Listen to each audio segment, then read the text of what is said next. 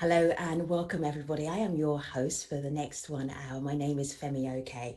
We are going to be looking at the case for designing inclusive platforms in emerging markets. Have you noticed the subtle little prompt for us making that case? A 300 billion opportunity. The case is made right there, but we are going to dig much deeper into this conversation. E-commerce is growing in emerging markets. There is a gap between how well and how prolific men are and how well and how prolific women are around the world when it comes to e-commerce. So we're going to be unpacking that. We'll be bringing you the findings of two historic reports, Women and E-commerce in Southeast Asia, Women in E-commerce in Africa. More on that in just a little while, and why these reports are historic. Plus, we will have two entrepreneurs who are doing business in Africa, in Southeast Asia. We will hear their stories. They are women entrepreneurs. Plus, we will have experts from the world of e-commerce, fintech, and development, drawing all the dots between those various different sectors and how they converge. We have so much to do in 60 minutes. We start with a fireside chat, but a high-level fireside chat. I'm going to say hello to Makhtar Diop, hello to Juliet, Anammah, and also hello to Chun. They are going to introduce themselves to you in the context of the conversation we are having. Makhtar, good to see you. Introduce yourself to our global audience at World Bank Live. Makhtar, you may unmute yourself and introduce yourself. Makhtar. Live audience. Yes, Makhtar. Okay. Sorry, I understood Makhtar. So I wasn't sure it was me. So my name is Makhtar Diop. I am a managing director for IFC. Good to have you. Juliet, welcome. Nice to see you. Introduce yourself in the context of this conversation, why you're so important. Thank you. My name is Juliet Anammah. I'm the chair of Jumia Nigeria and also group head of our institutional affairs. And this is very important because of what we do on the continent, Jumia's e-commerce platform in Africa. And we're very proud to be part of this initiative, partnering with IFC. Good to have you. Chun, welcome. Introduce yourself to our global audience. Hi, everyone. I'm Chun from Lazada, the leading e-commerce platform in Southeast Asia. Very excited for this event and looking forward to have a good conversation with the distinguished co-panelists. And what I said to say also is Lazada and Jumia also help with the funding, the support of the two reports, one in Southeast Asia, one in Africa. More on that in a moment. Makhtar, first of all, the idea of e-commerce, why were you looking at, as the IFC, at e-commerce and the gender gap there when you're looking to increase the amount of finance in developing markets? Now, thank you very much, Femi, and it's a pleasure again to be with you and all these colleagues. And first of all, congratulations to all of you for supporting this initiative and working with us closely on it. Why e-commerce? Why women? Because there's part of the population which need to be more included in economic activities. Actually, if you go to Africa or to Asia, you will see that most of the people who are trading are women.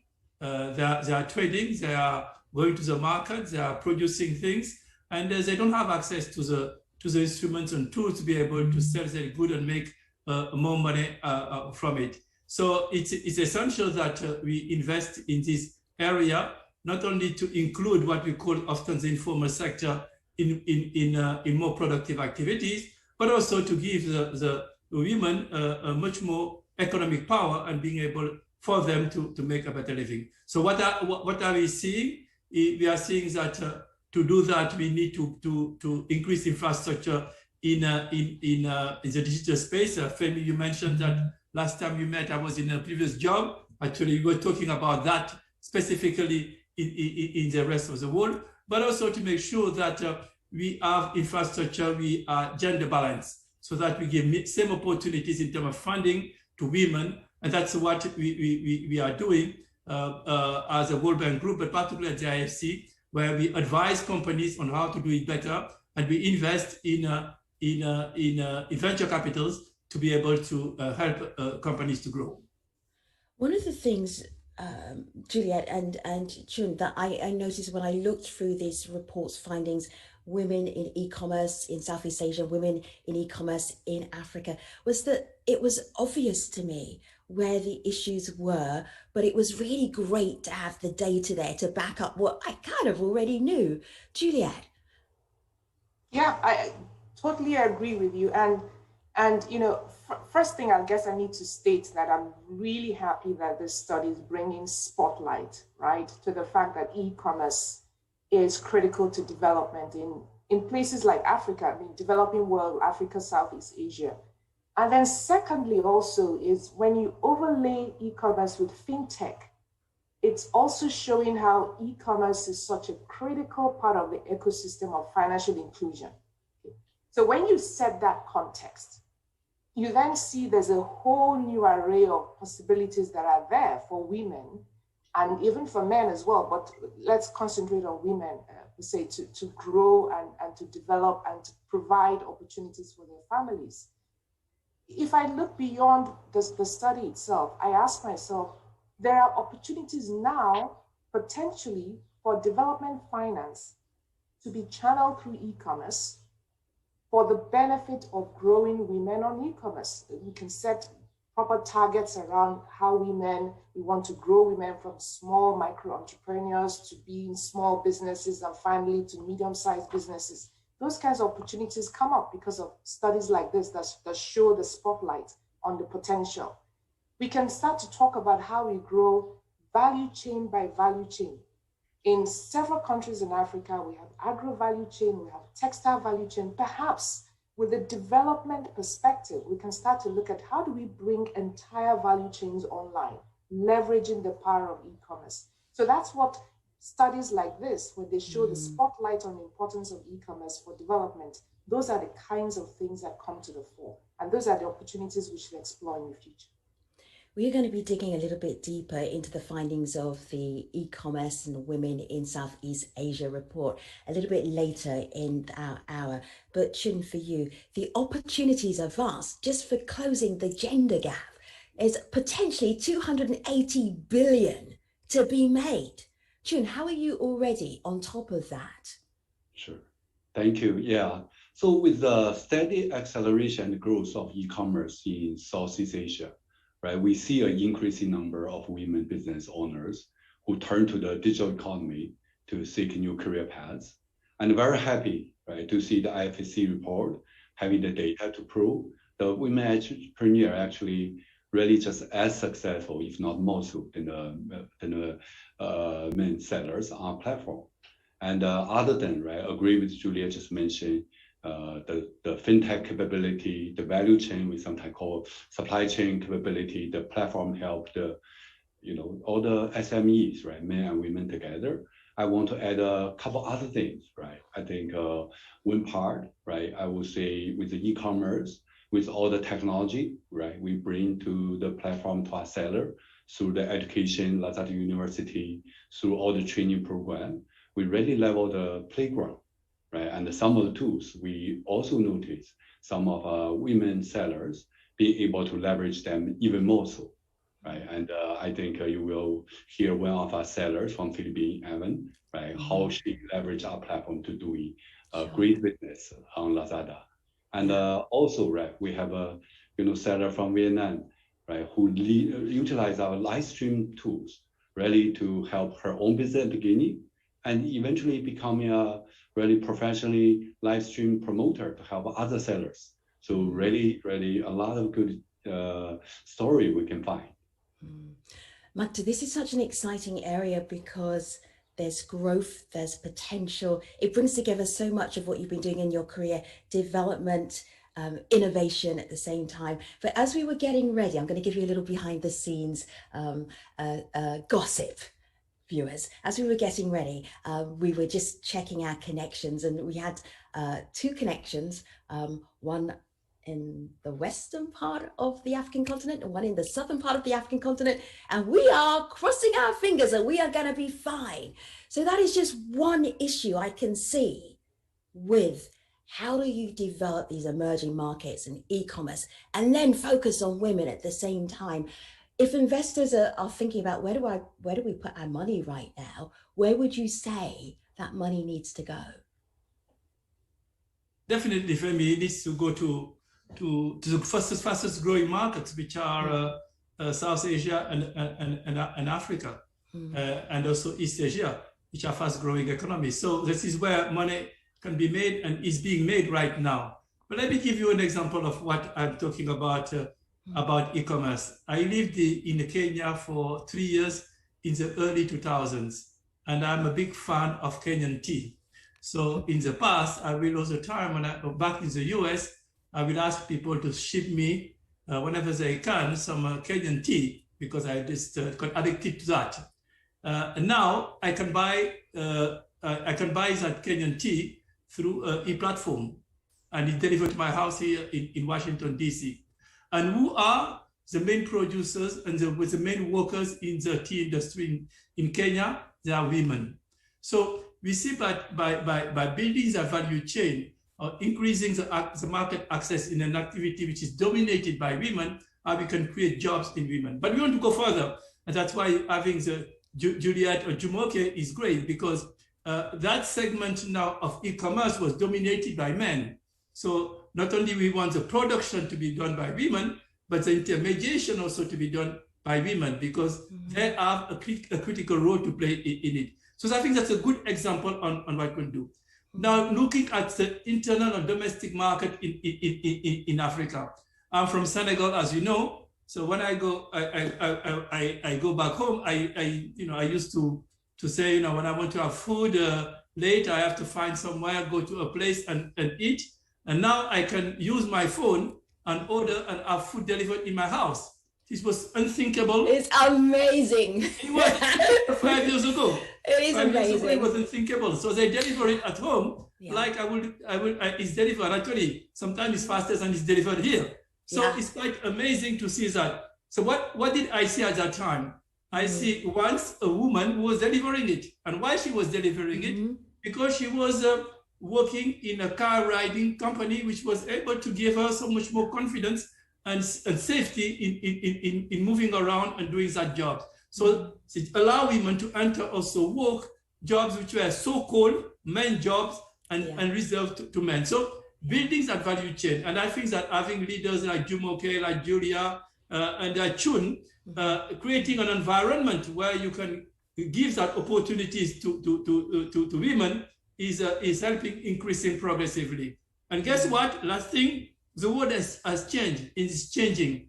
And the world never changed in a linear way. It changed by some kink points, okay, where things change. And last year was a special year for all of us. Black Lives Matters. Issues of gender was much more prominent.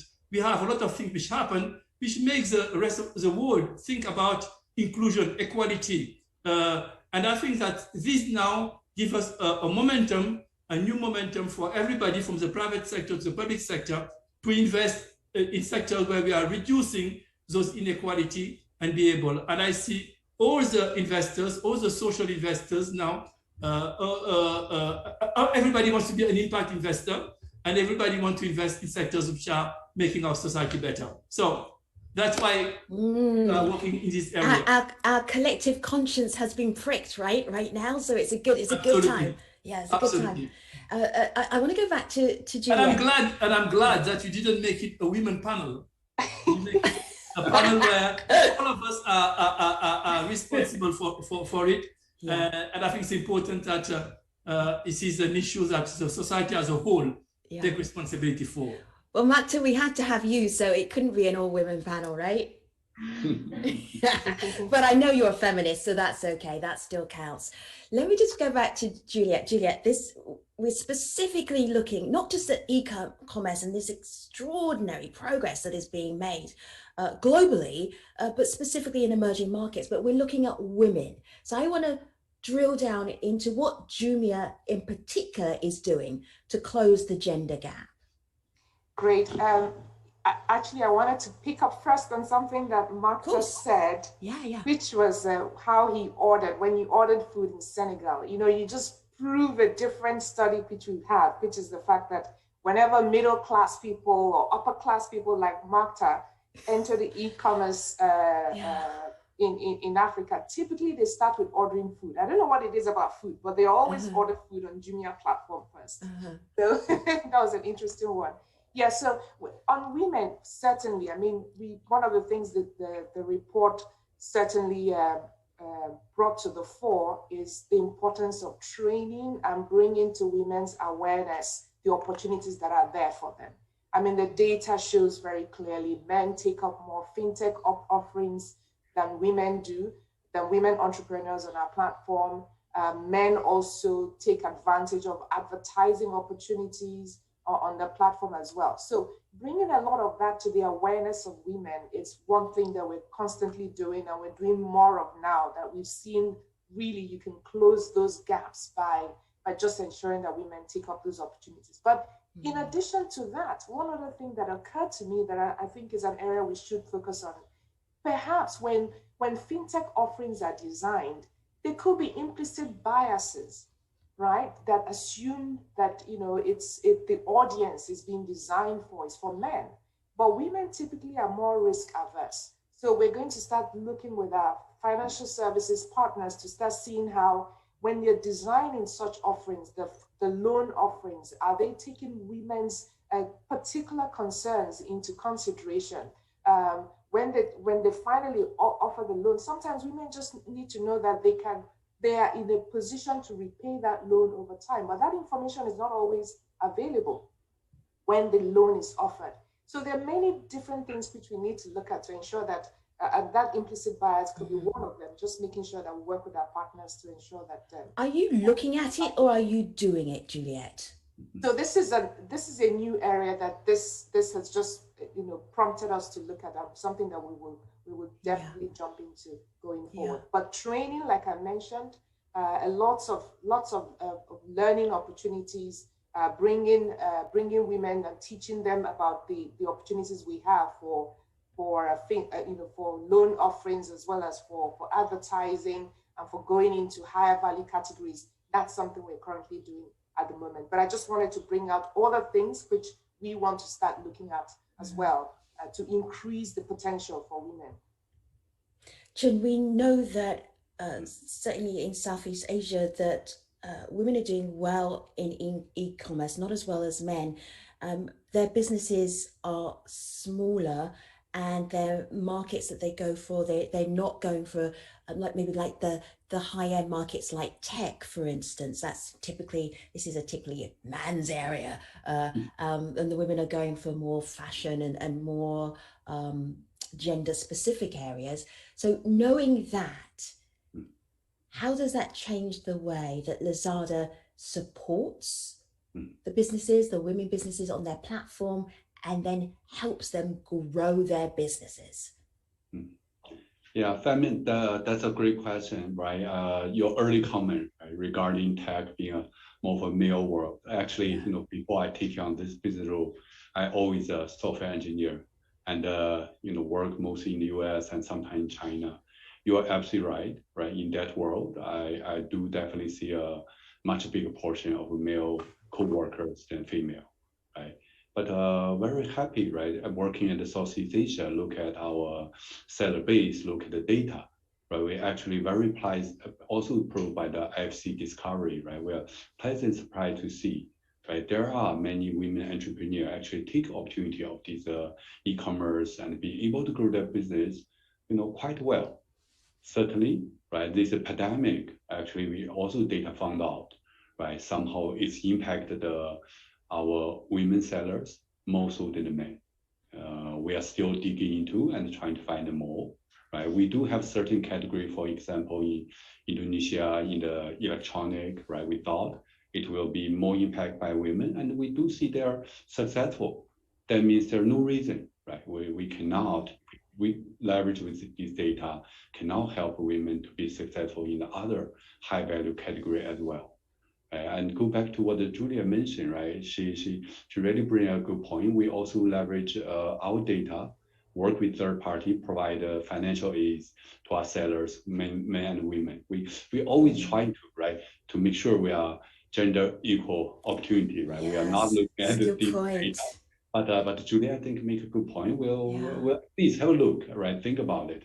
And certainly during the pandemic, right, the e-commerce accelerated, but also bring a lot of challenge, right? And talking with some of the sellers and finding some of the, this is not systematic data, but with some of the discussion we find, right? Some of women sellers have to take a bigger share of their time to take care of family and all the things that definitely also impact their side of a business, right? I think in Southeast Asia, right, the cultural, at place are still more traditional, right? We have found, right, it's very important to instill confidence into aspiring entrepreneurs, especially women, right? And we actually, the March, right, we launched our inaugural For Women's Award, right, to finding successful entrepreneurs, women on our platform, made great progress, and actually award them,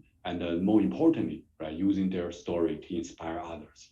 I think all these things, right, getting together, hopefully we can really continue having more and more successful opportunity for the entrepreneurs, right, especially women entrepreneurs in Southeast Asia.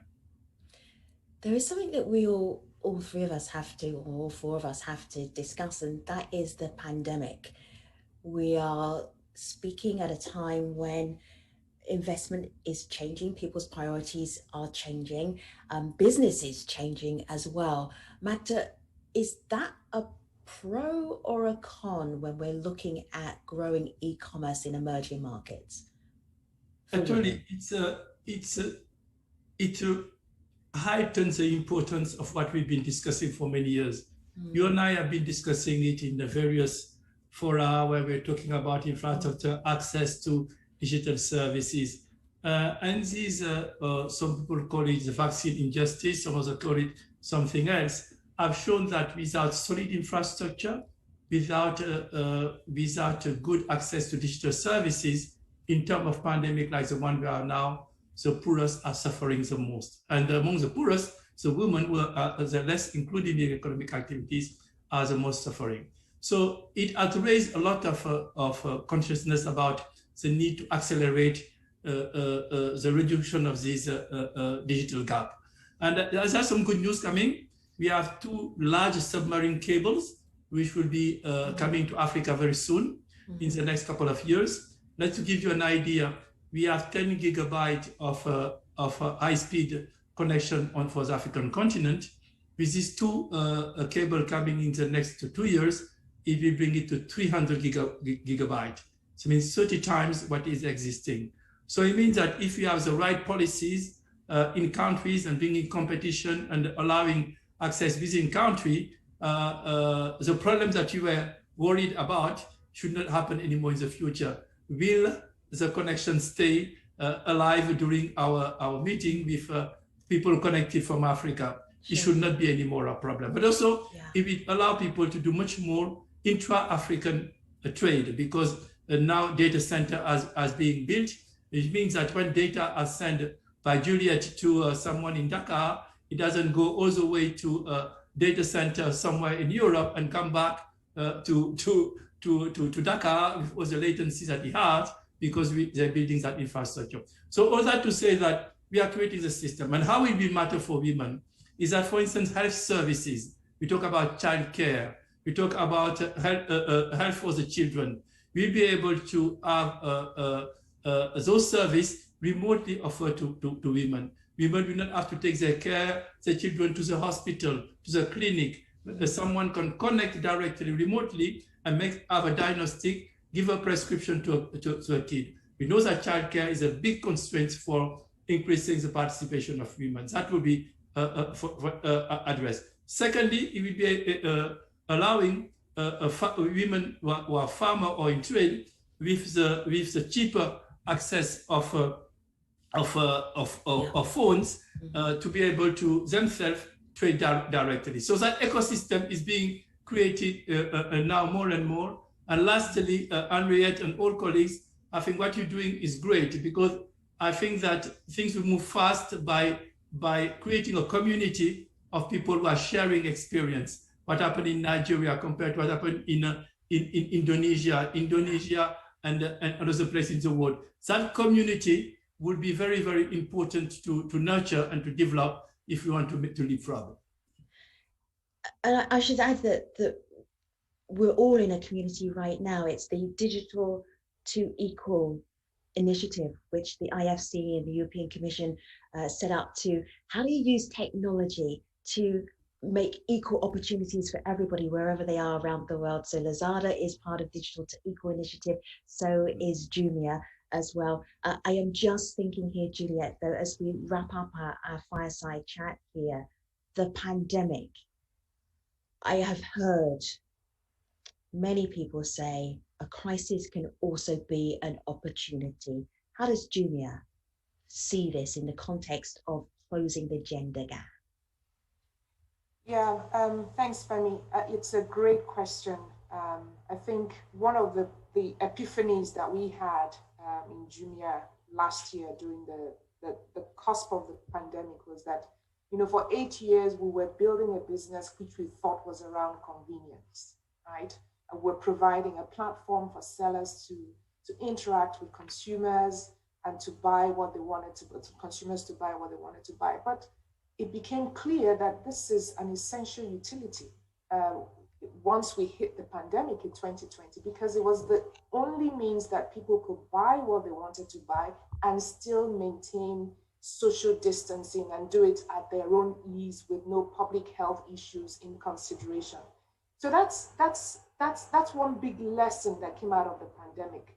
And it also became clear, we saw that with consumers finally transitioning from just, instead of looking for, you know, basic items like, you know, large white goods or other kinds of discretionary spend items, they're beginning to see e-commerce as a place that they come to for basic essential items. If I want to buy diapers or whatever, that's a great opportunity for women on e-commerce, because women can cover the full spectrum.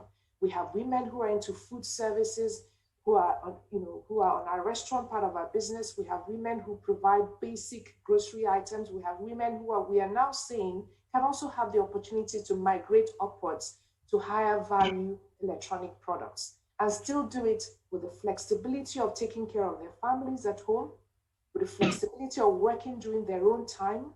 So that it's a great opportunity. I think, the economists couldn't have said it even better in 2006 when they said, forget India, forget China, women drive economic growth. And I think when we overlay that with e-commerce and give women all the tools that they require, making sure they have access to the fintech offerings, making sure that they utilize the advertising opportunities that are there, they're already using the logistics for their last mile delivery, which e-commerce platforms like us provide. The world, I mean, the opportunities are vast for me. Thank you, Juliet. Finally, Chun, I was amazed when I was reading the final summaries of the women and e-commerce reports from Southeast Asia, from Africa.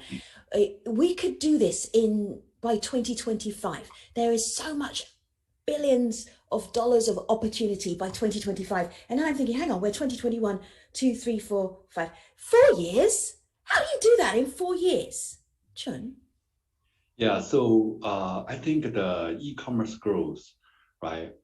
There's always some prediction, right? This happening in the US, in China, now, Africa, Southeast Asia. I believe it will be the same. We always make some prediction and feel like it's almost like impossible. But at the end, many times, then yes, then not, we actually exceed that prediction. Right? I think the network effect, when people really starting to utilize that, the growth speed, right, the hockey stick, right, effect will happen. And, just adding on to what Julia just mentioned, I think, when we see the pandemic coming, e-commerce as a platform actually get accelerated, right? And more because of the availability of the offline business limitation, right? More and more people going to us, right? I think as an e-commerce platform, right, we really need to make sure we have the responsibility, right, right, to help these sellers find different ways to digitalize their business. And it's important to give them the tool, and also right, as much complex technology infrastructure we needed, we absolutely need to make it very easy, right? Lower the entry barrier by providing the easy to use tool, right, for all scale of sellers, right? Whether they are large brands, mature sellers, or new sellers, providing all the training tools, right? The training program, and building community together. I think, you know, if we all really working together with a sense of, you know, commitment as well as responsibility, I think, you know, the area in Southeast Asia and in Africa, I really truly believe e-commerce, the impact to society will really exceed what we see in the US or in China.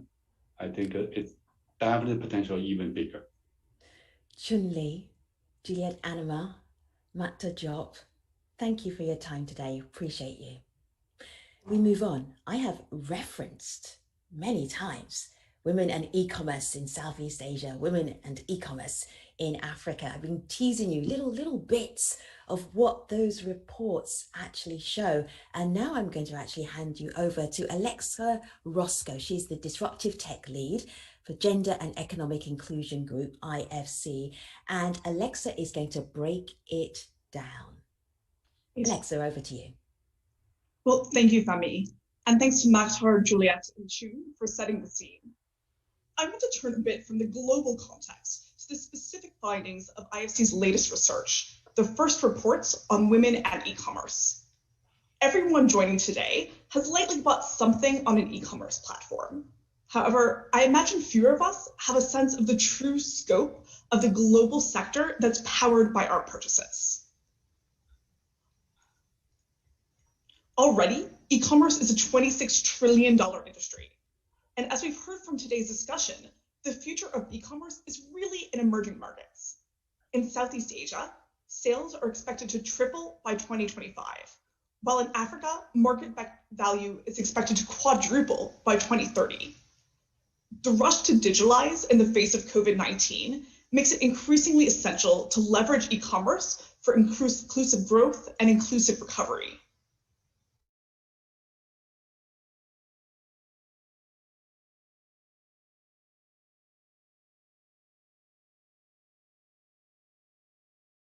This is important because women entrepreneurs experience significant barriers to entry and growth. For instance, small and medium enterprise owners face almost $1.5 trillion of unmet financing needs. At IFC, we wanted to know whether digital models help overcome these barriers or whether existing gaps in digital and financial inclusion mean that industries of the future risk leaving women behind. That's why, together with our research partners, Kantar Public, we set out to close this knowledge gap by working with two e-commerce platforms, as you've heard, Jumia in Africa and Lazada in Southeast Asia. By combining company data, surveys of men and women vendors in 5 focus countries, and interviews with stakeholders across the sector, we're able to bring a unique and uniquely comprehensive view into women's participation in e-commerce, both prior to and during the pandemic. This work was conducted as part of Digital to Equal, a collaboration between IFC and the European Commission, which brings together 17 leading technology companies to address gender equality online. And without further ado, to the research. One of the key findings you've already heard, and that I want you to keep in the back of your mind as we go forward, is that closing gaps between men and women vendors could add nearly $15 billion in additional market value in Africa and another $280 billion in Southeast Asia. Together, that's just under $300 billion in the hands and wallets of women entrepreneurs. As you can see, the opportunity is a bit larger in Southeast Asia because the market there is already more developed. But this value is just for the years of 2025 to 2030. That means these gains would continue to accrue in the future as each market comes into its own. We can capture this potential value in 2 ways: by recruiting more women into e-commerce and by bringing women's sales to parity with those of men. Let's start by looking where we are now. First, the good news is that women are active participants in e-commerce. In the markets we considered, women own between 1 and 2/3 of companies selling online, ranging from about 1/3 in Cote d'Ivoire to almost 2/3 in the Philippines. This finding is noteworthy in itself because this is the first time we've been able to show to what degree women entrepreneurs are participating in e-commerce. Importantly, we also see that e-commerce is helping women to succeed in the digital economy. Both men and women told us that selling online helped grow their businesses. However, we found more men joined e-commerce to start a new business, whereas women were more likely to be established entrepreneurs wanting to grow an existing company or find a better way to sell online. This suggests that firms like Jumia and Lazada are supporting women who are already active entrepreneurs, but who haven't necessarily made the jump to opening official online shops. For instance, we saw many women get their start on social commerce, platforms like WhatsApp or Facebook Messenger, and also found that women are using social media in conjunction with e-commerce more than men. Next, we saw that women are leveraging e-commerce to enter sectors which are often male-dominated. This is crucial because World Bank Group research shows that sector switching is one of the key opportunities to close the gender profit gap, as women are too often left out of those sectors where profits are highest.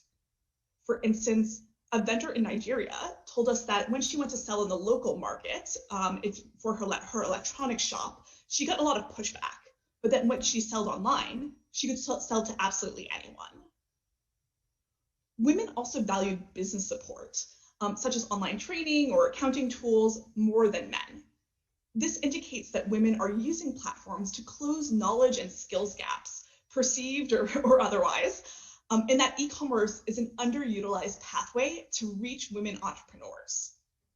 Finally, we saw that women are more likely than men to report flexibility and reaching personal goals as top benefits of selling online, telling us that women are using e-commerce to overcome challenges such as disproportionate care responsibilities that often represent barriers to economic participation, particularly in the context of the COVID pandemic. Now, when we shift the conversation to how women's sales compare with those of men's, the situation is a little bit more complicated. We began this research prior to the pandemic.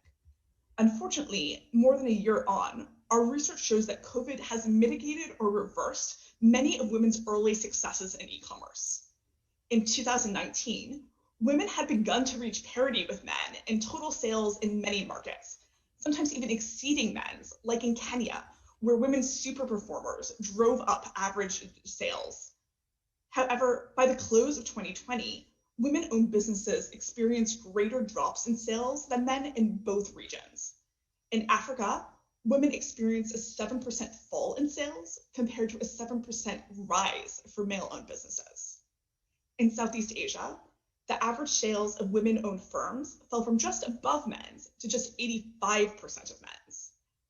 So at face value, this is an extremely pessimistic story. And as Makhtar has noted earlier, it's one we've heard way too often in the last year. However, we prefer to take a more optimistic view. Women were performing well before the pandemic, meaning it's both possible and realistic to regain earlier advances and to reach $300 billion in potential market value that we've addressed earlier. However, this will not happen automatically. Our research suggests 5 practical actions that the private sector can take to support women entrepreneurs. First, recruit women vendors, particularly in markets like Cote d'Ivoire or Indonesia, where women still represent a minority of sellers. Key pathways for this include women's business networks and social commerce, where many women get their start. 2, boost training offerings, and also particularly the use of paid promotions. We found that women value training more than men and have a demand for more. Additionally, women are not using ads and other paid services as often as men. Improving women's knowledge of how and when to use these services strategically can help them compete in crowded marketplaces. 3, leverage platform finance. As Juliet mentioned a bit earlier, platforms are increasingly using vendor sales histories to inform fintech offerings that have the potential to help women close the financing gaps that I mentioned earlier. However, in Africa, we found that women are less likely than men to use platform loans, even though that when they applied, they were more likely to be approved. Platforms should ensure that women entrepreneurs can benefit from new innovations. Fourth, encourage entry into high-value segments that drive revenue and break down sector segregation between men and women.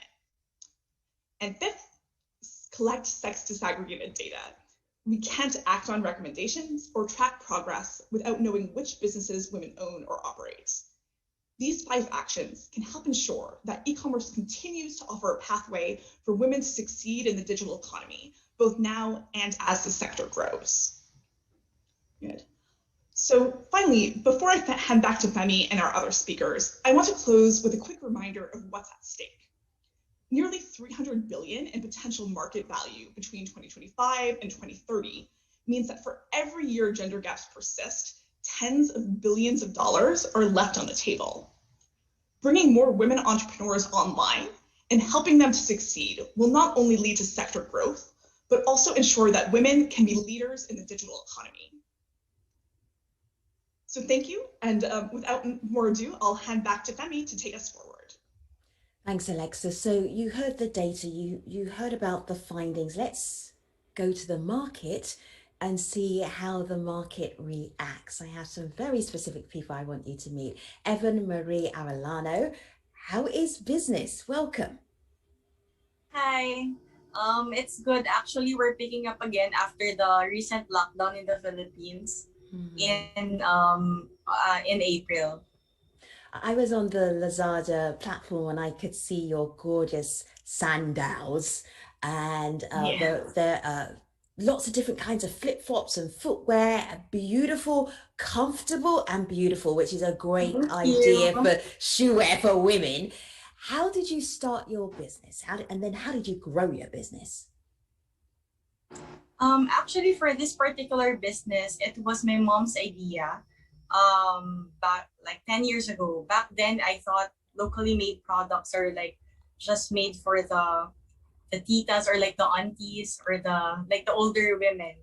But now, in 2018, when I was in a corporate world, there's something in me that wanted to grow or to continue my entrepreneur dreams. So how can I do it when I was a solo mom, solo parent, taking care of my son? I have a corporate job. From 9 to 6, but I also want to pursue my dreams. So my brother then told me to post my products in Lazada.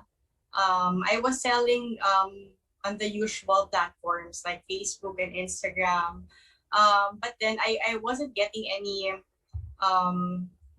sustainable profit because I'm not that visible, because I have too many things to do and I don't get to post too often. So I posted in Lazada, and after a few weeks, I get passive sales. I don't do anything. It's my products are just there. So basically, I posted like in one day, and then the sales are coming, and then I pack it at night, and then in the morning, I bring it to the office, and during lunchtime, we bring it to the drop-off site. So I think that's the beauty of e-commerce. Mm-hmm. I thought before I don't have it was very difficult for me to do business again because I have to have a stable income for my son. But then giving me the e-commerce gave me the freedom to do what I love doing with everything else and all the priorities that I have in my plate. So that's how I restarted my entrepreneur dreams. But I started my e-commerce journey when I was 18. It's not actually selling, I actually bought from Alibaba when I was 18. Like it was like 12 years ago. The e-commerce is not yet that big as it is right now. I was asking my mom, how can I differentiate I wanted to sell something, but I wanted it to be different. Sure. So I was searching online, and then came the online world like Alibaba, and then I negotiated with them. I was still a student. I was multitasking.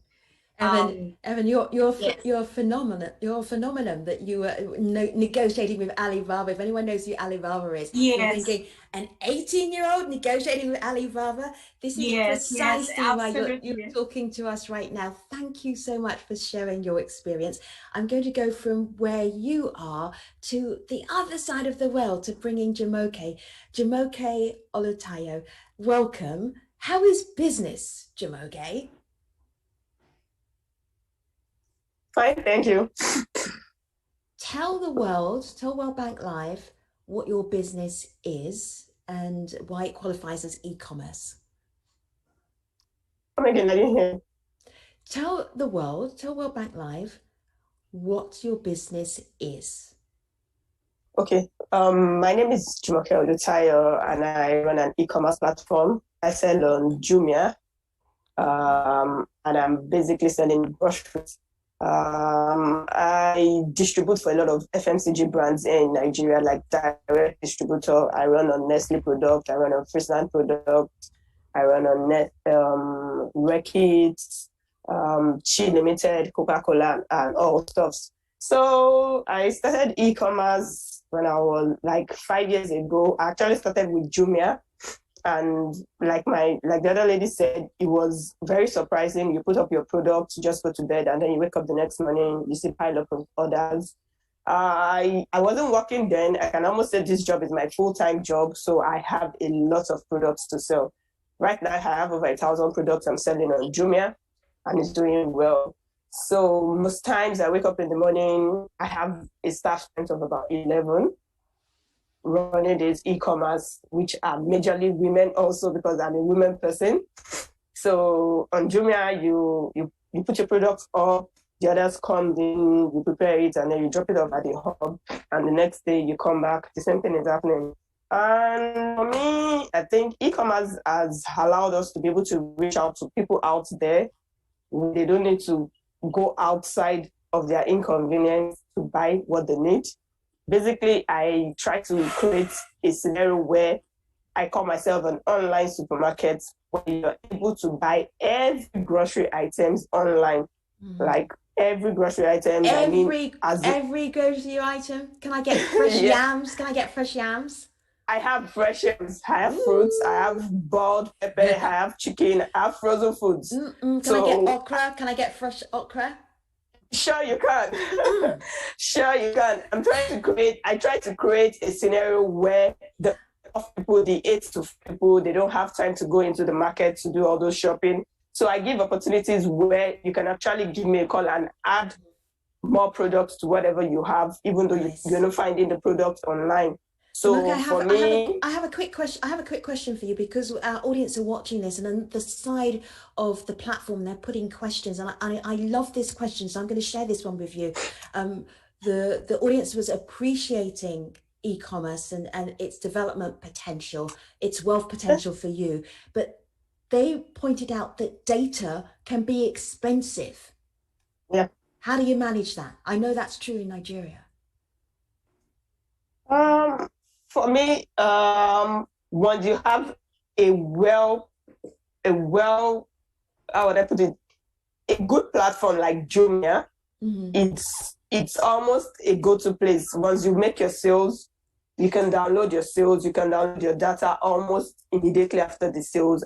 You can pull out whatever records you want. If you want something extensive, you can reach out to the Jumia team, maybe at a fee, most times at a fee, tell you the intensive part of it.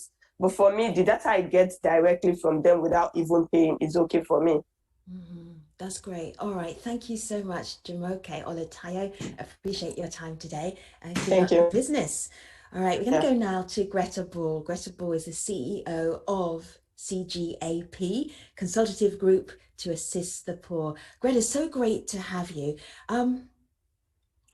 This idea of investing more in e-commerce and particularly in women, I'm seeing more of this push right now. Why do you think right now? Well, so I I think e-commerce provides huge opportunities to get women into the formal financial system and the economic system. And so one of the things I wanted to talk about today, and by the way, good morning, good afternoon, and thank you to the ISU for having me here. But I want to talk a little bit about e-commerce's informal cousin, social commerce. Sure. Can you hear me? Yeah, we hear you. Yes. I keep getting threatening messages saying that my internet is unstable. So, but I want to talk a little bit about e-commerce's informal cousin, which is social commerce. And we refer to it, CGAP, as informal online commerce, or IOC to its friends. And this kind of digitally enabled commerce leverages not formal marketplace platforms like Lazada or Jumia, but rather informal ones built on social media platforms. And as the report notes, women are quite well represented in these kinds of informal marketplaces as well. So CGAP recently conducted research on women engaging in IOC in 3 markets, Pakistan, Myanmar, and Bangladesh. And you can find out more about this work in a publication that should be out in the next few weeks. But what's the difference between e-commerce and social commerce? It matters because it can be an on-ramp for women, and a couple of speakers have already talked about how they did social commerce before going onto an e-commerce platform. So in traditional or formal e-commerce, the entire transaction, from matching buyers and sellers to determining payment mechanisms and after-sales services, happens on the e-commerce platform itself. So think of Amazon, Alibaba, or Jumia. But since these platforms require sellers to have a registered business and formal financial account, it's out of reach for a lot of women and others who are financially or socially excluded. By contrast, in IOC, there's no process of top-down product development by a firm. So social media channels are used for marketing, but then negotiations regarding price, customization of products, payment terms, delivery mechanisms, and after-sales services all happen via direct messaging between the seller and the buyer, usually using WhatsApp or Messenger. And in each instance, the terms might be different. I might not post a price in the marketplace, but would instead negotiate it with my buyer. I might send the product via a public bus driver or get a member of my family to drop it off. And in some cases, I might accept cash on delivery, and others, I might request that the buyer digitally transfers me money in advance. And the research that we've done shows that this more informal method of conducting business online appeals to many women because of low barriers to entry. It gives women flexibility to earn an income while managing household responsibilities, and it gives them the ability to customize every step of the transaction to fit their and their customers' needs. So we see both e-commerce, which is sort of a step up from social commerce, but also social commerce is helping fuel women's economic participation. In some instances, that might be expanding a livelihood for women with existing businesses, but in others, it is literally an on-ramp for women to enter the digital economy and earn an income where they might not have been able to do so before. And because women can control who they allow into their network, they can control who they sell to.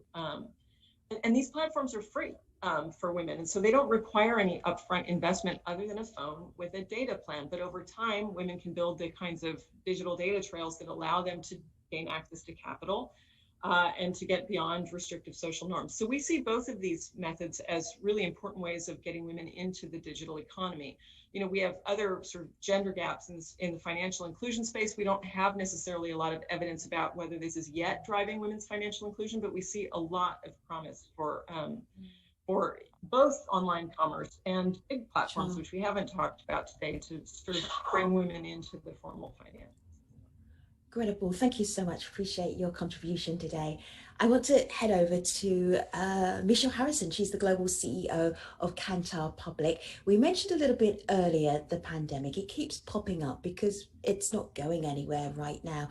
You have a Kantar COVID-19 barometer survey. So there are certain findings that I know that you can pull on to tell us about the future of e-commerce, knowing that we're still in a global pandemic.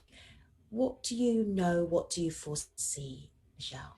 Thank you. And we've got the COVID barometer, but also, of course, the report that we co-authored, and you know, Alexa did such a great review of the key findings.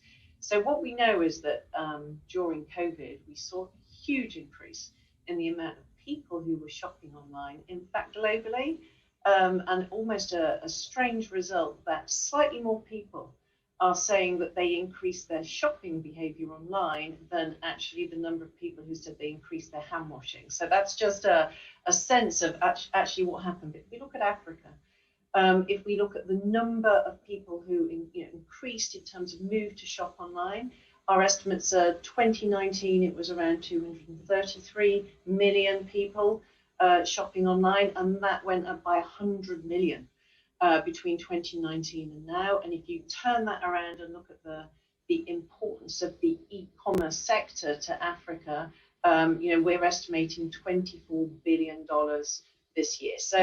So a very significant shift, and the forecast is that whilst that percentage growth, which has been around 40% growth over COVID in the African continent, will slow down, it's still going to keep going, forecasting about 15% growth a year, and therefore, women's participation in that sector is so key. I think just, really reviewing what other people have commented on, and Alexa and Greta and Juliet as well. This is a key moment. Women were doing very well in e-commerce in Africa and in Southeast Asia.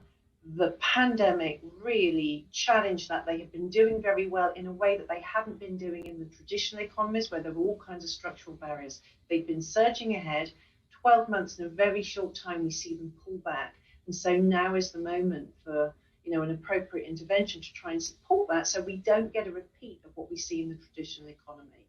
And fully support what Greta has said about social commerce, but at the same time, thinking about what Juliet was talking about, the overlay with fintech, we've got to get women access to the funded platforms. We've got to get women using advertising so that we don't get another big gender bias in the scaling of e-commerce in the African continent. And that's why I think it's great we've been able to do this work, and this gender, broken down data by gender is so essential for us to understand what's going on. Mm.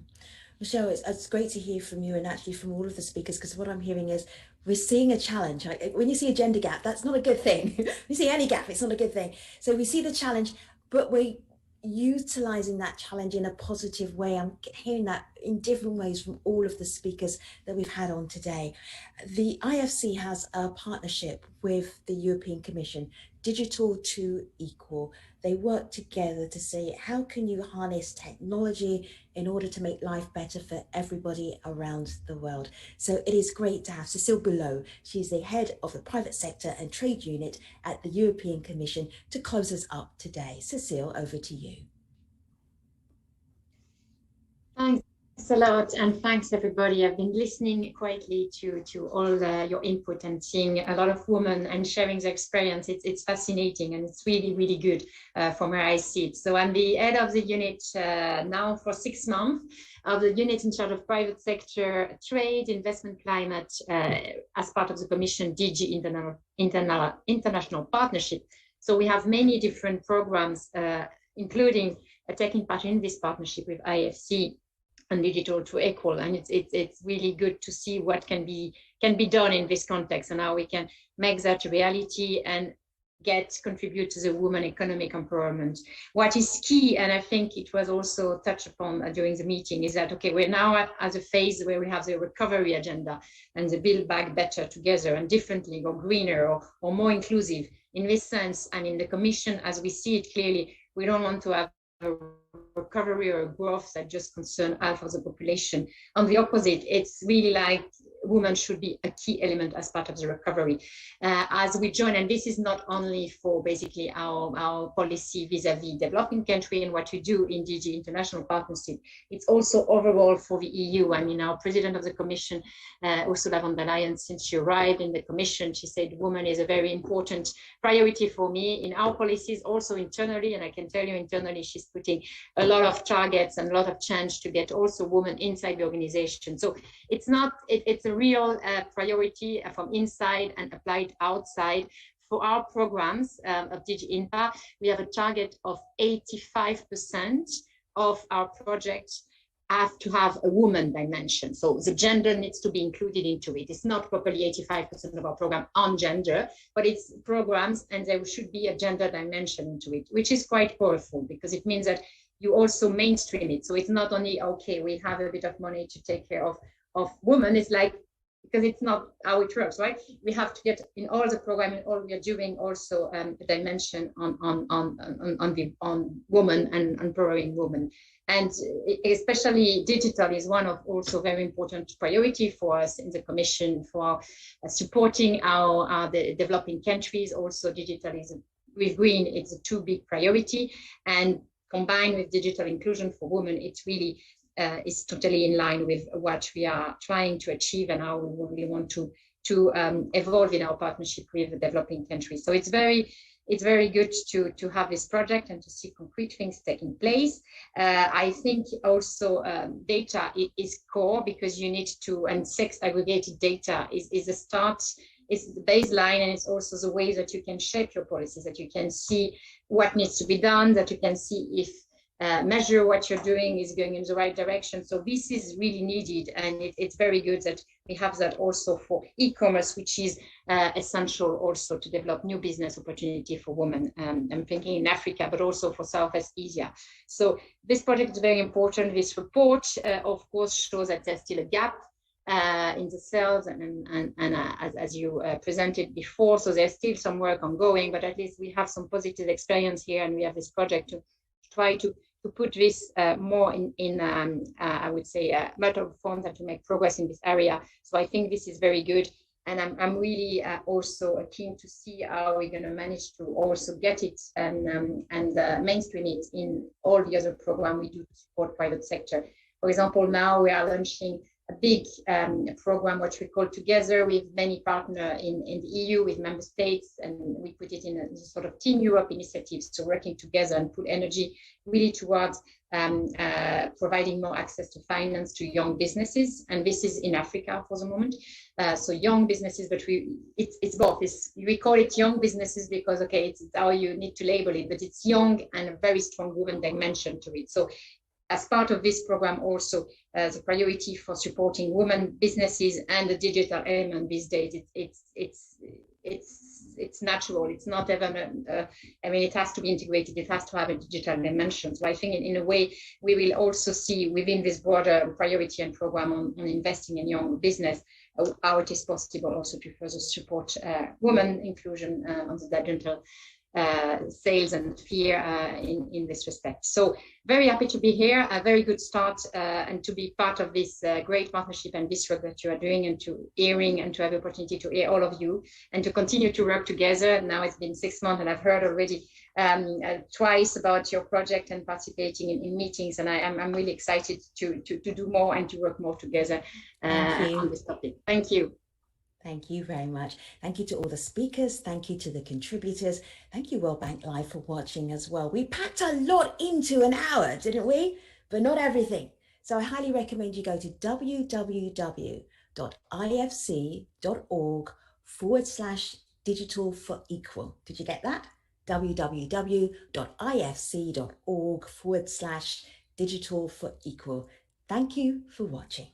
Take care, everybody.